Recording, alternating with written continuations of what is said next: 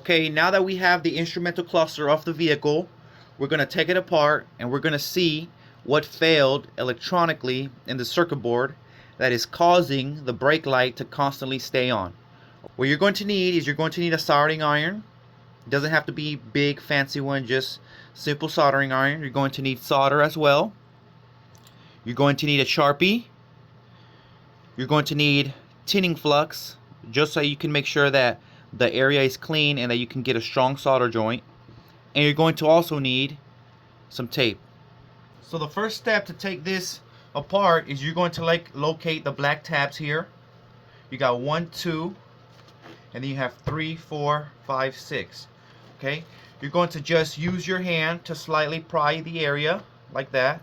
You're going to move it forward so that it won't snap again. You're going to move it forward like this. You're going to get the other one right here.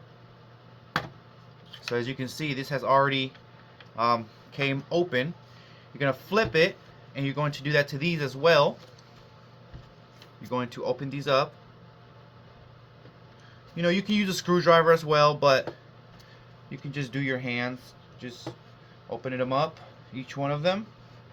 And now that you have all of them open, you can just pull the covering off like this and just set it to the side. Now that we have that covering off, we're going to take the tape and we're going to get a little bit of tape, not too big, like square size, and you're going to mark every single area where the needles lie, so that when you're putting everything back, you can put it back in its exact location, because we are going to need to take these needles off so that the back piece can separate. Okay, so we're going to take some tape.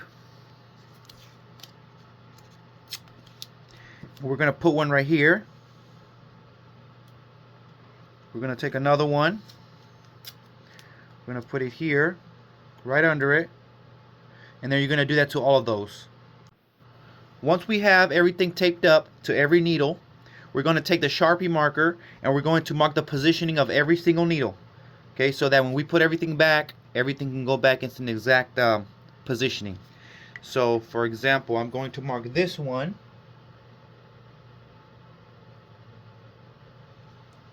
as that point. Okay, this one, I'm going to mark it in that point. And then we're going to do that to all of them so that we can know the positioning when we're putting everything back. So this is how it should look once you mark every single positioning. Just put a line on it, because we're going to be taking these off. This step can be a little bit tricky because you are going to need to pry these out of the cluster, and sometimes they can come apart. And if they come apart, then you're going to need to glue them back together. So let's hope it doesn't come apart. What we're going to do is, I find that something similar to this that has a curved edge so that you can use it to pry. You can even use a metal one. Just be careful not to damage the finish here. But I'm going to use a plastic one, and what you're going to do is you're going to slide it under the needle, and you're going to just pry slowly, assuring that you're holding all the base so that it can come up evenly, because you don't want to break it apart and then you're going to have to glue it later. Okay, so let's go ahead and do that. So let's go ahead and put it under here, and then just do a little bit. There we go. Okay, for example, this one came apart like that. That's what we didn't want, but that's okay, because it still could be snapped back in place once we're putting everything apart, back.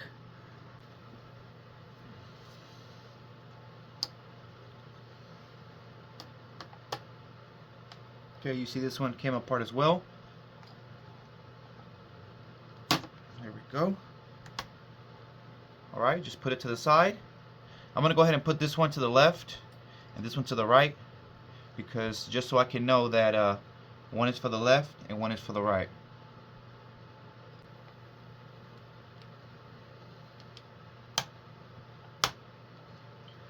See, this one came out as one piece. Okay, I'm going to put it here just so I can know the positioning. This one for this. Go ahead and do this one. This one came out as one piece.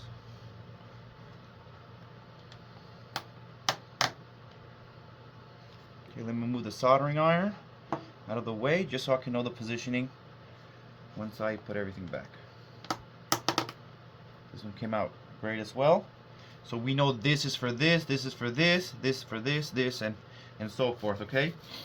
Okay, so one thing I didn't mention that you're also going to need is you're going to need a ratchet with a T15 torque, because you're going to need it, because once we are done taking the needles out, we're going to flip this cluster over, and you're going to see it has a series of T15 torque screws there. Okay, you got 1, 2, 3, 4, 5, 6, 7. I'm going to loosen them all by hand first before I use the electric ratchet, because sometimes the electric ratchet, the torque on the ratchet can strip, especially if these are going into plastic.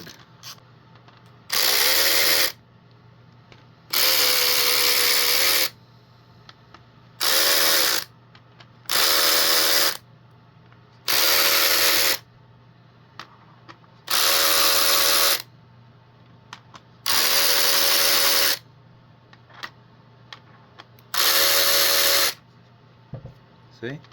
Go ahead and remove all the screws. Put them to the side.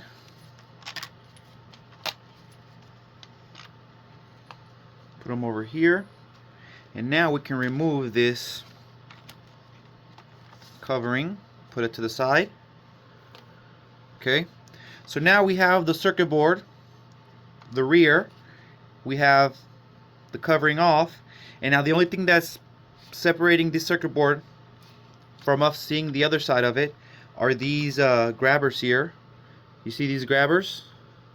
You're going to need to move them to this side so that this can prop up. So let me try to do that. One thing that I find works good for this is you see this little lever here. Just push this and pull up the lever like this. Okay, and it should be almost out. There we go. So now we have separated the circuit board from the cluster. Go ahead and put the clusters to the side. So once you flip the circuit board over, you're going to find near the connector here, you're going to find the resistor number 821. It's right there, you see it? And that resistor likes to break off from the solder joints on the side, and it's very difficult to see really, because it looks like it's soldered, but it breaks and you get that intermittent brake light on, or sometimes it just stays on completely, sometimes it goes off. So what we need to do is we're going to need to solder those two joints back with the soldering iron and put everything back together and hope that the brake light goes off and everything is functioning fine. Okay guys, so I got my soldering iron ready. Okay, it's connected. What you're going to do is that if your soldering iron is dirty, you're going to dip it into the tinning. Okay, that does a real good job at cleaning the tip of the soldering iron. Okay, once you have that, you're going to get the solder and you're going to solder both of those joints. Okay, I'm going to go ahead and do that and show you the result.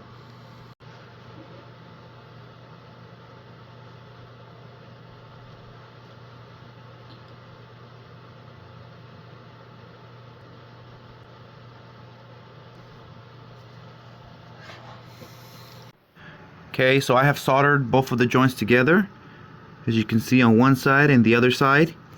One thing is that a little bit goes a long way.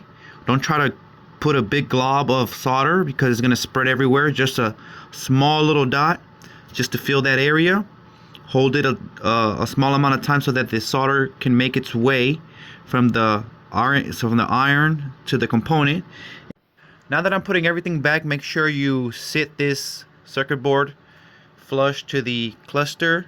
Make sure those pins snap on into place. Now you're ready to put this piece on with all the T15 screws.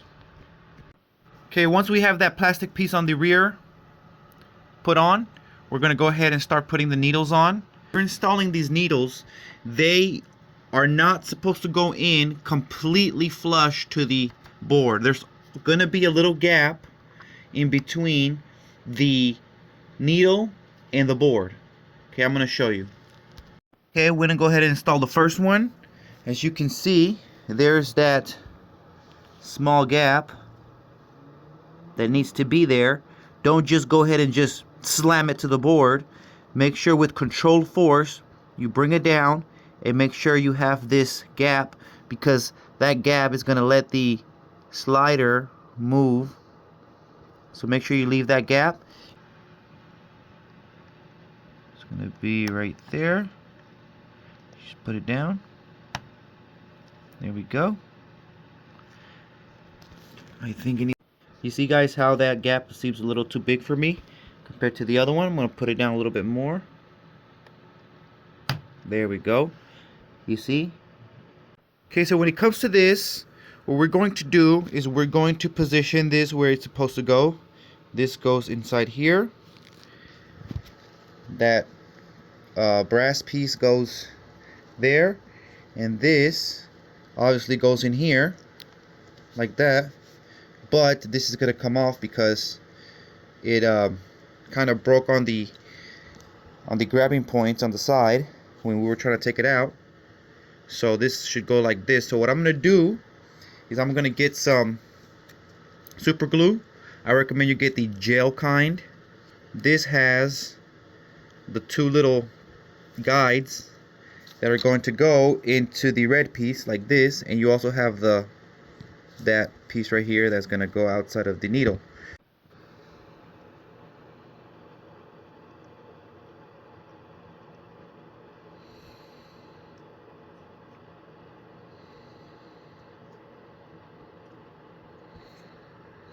That should be enough.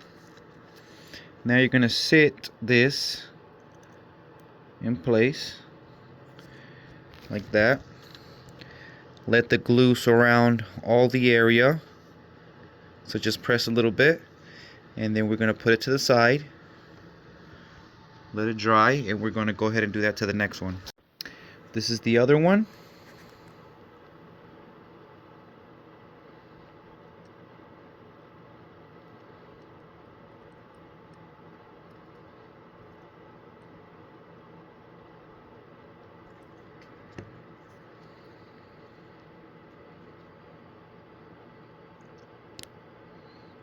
Now that they have dried up, we're going to get it.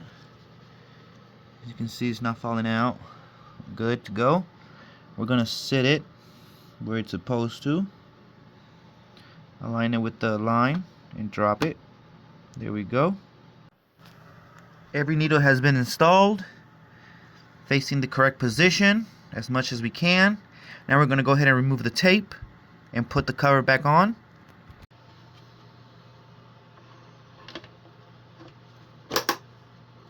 Make sure everything snaps back into place. Every tab. Okay. And there you go, guys.